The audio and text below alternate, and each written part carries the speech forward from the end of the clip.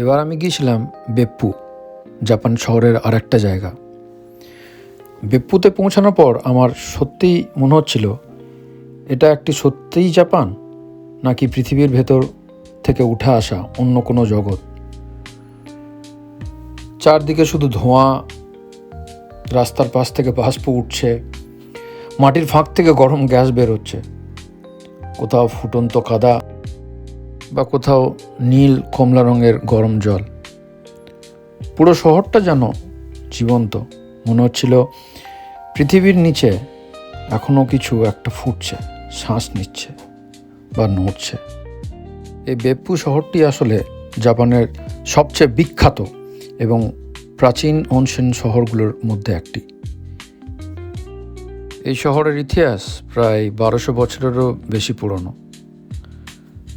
কথিত আছে Buddhist Monk ইপ্পেন এই এলাকার প্রথম হট স্প্রিংগুলোতে মানুষের ব্যবহারের উপযোগী করে তুলেছিলেন।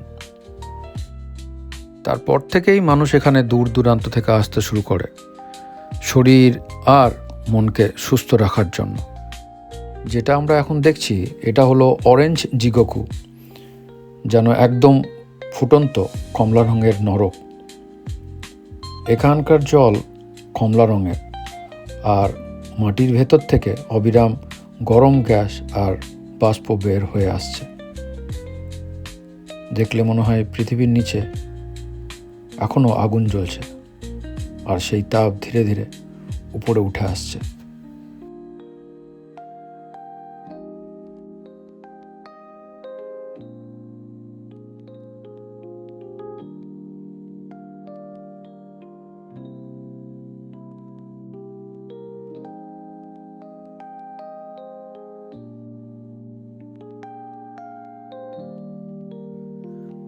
উমিজিগোকুর আর একটা হলো ব্লু হেল বা নীল জিকোকু বা নরক। দূর থেকে দেখলে মনে হয় যেন শান্ত নীল রঙের কোনো স্বপ্নের লেক, কিন্তু বাস্তবে এই জলের তাপ প্রায় ফুটন্ত অবস্থায় থাকে।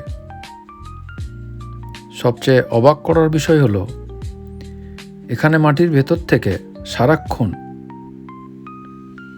নিজের থেকে জল, গ্যাস, বাষ্প বের হতে থাকে। চারদিকে ধোঁয়া আর নীল জলের কম্বিনেশন পুরো জায়গাটা অন্য জগতের মতো অনুভব করায়।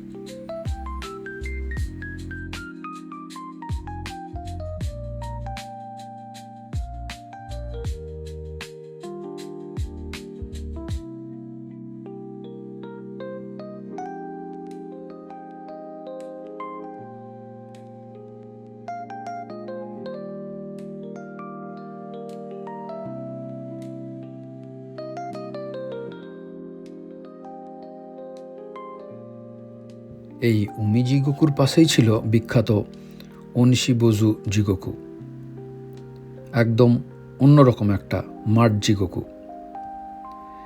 এখানে সাদা রঙের ফুটন্ত কাদা এমনভাবে বুদবুদ করছিল যেন পৃথিবীর কোনো জীবন্ত, যেন মাটির নিচে কিছু একটা নড়ছে বা ফুটছে। চারদিকে শুধু গরম গ্যাস, বাষ্প আর সালফারের গন্ধ।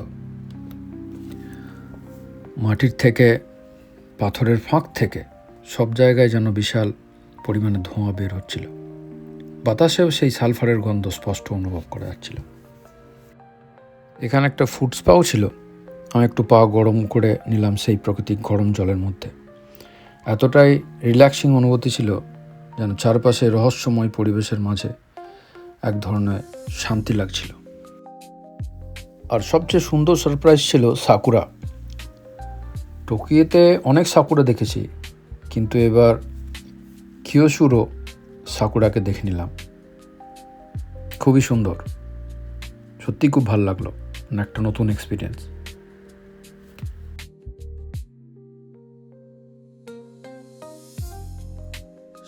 সাদা কাদা আর ধোঁয়া কম্বিনেশন পুরো জায়গাটা একদম মিস্টেরিয়াস করে তুলেছিল।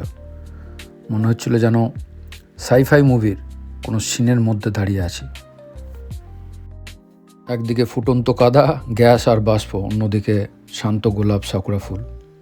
প্রকৃতির এত সুন্দর আর ভয়ঙ্কর রূপ একসাথে আমি আগে কখনো দেখিনি। সবচেয়ে মজার অভিজ্ঞতা ছিল জিগোকু মুশিকোবো। এখানে প্রাকৃতিক ভূতাপের বাষ্প দিয়ে খাবার রান্না করা হয়। শত শত বছরের পুরনো একটি ঐতিহ্য।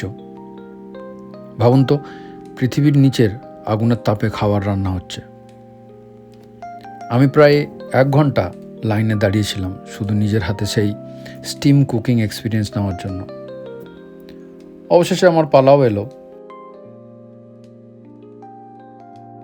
যেমন দেখতে পাচ্ছ, এইরকমভাবে মাটি থেকে ধোঁয়া বেরোচ্ছে, বাষ্প বের হচ্ছে।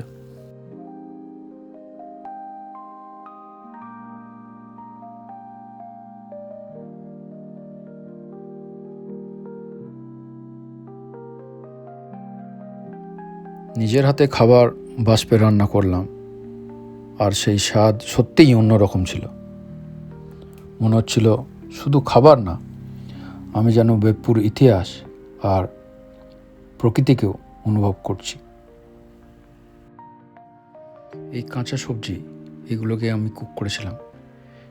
12 নম্বর টোকেন ছিল, তাই গ্লাভস পরে এটা সরিয়ে দিয়ে এই ভেতরেই খাঁচার মধ্যে খাবারগুলো রেখে দিলাম সেদ্ধ করার জন্য।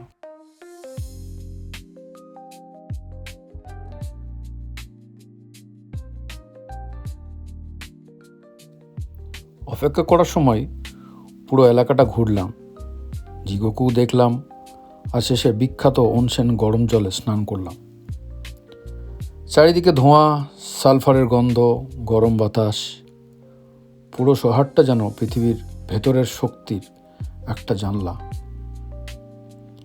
বেপ্পু শুধু একটি অনসেন টাউন নয়, এটা এমন একটি জায়গা যেখানে আপনি পৃথিবীকে জীবন্ত অনুভব করতে পারবেন। যাই হোক, বেপ্পুতে সত্যিই দারুণ সময় কাটালাম, এক আনফরগেটেবল এক্সপিরিয়েন্স। তারপর আবার বেরিয়ে পড়লাম আমার নেক্সট ডেস্টিনেশন, মিয়াজাকি প্রিফেকচারের রহস্যময় পাহাড়ি শহর তাকাচিহো, আর তাকাচিহো কাগুরার ম্যাজিক্যাল রাত। যাই হোক, ভালো থাকবেন, আবার দেখা হবে, টাটা।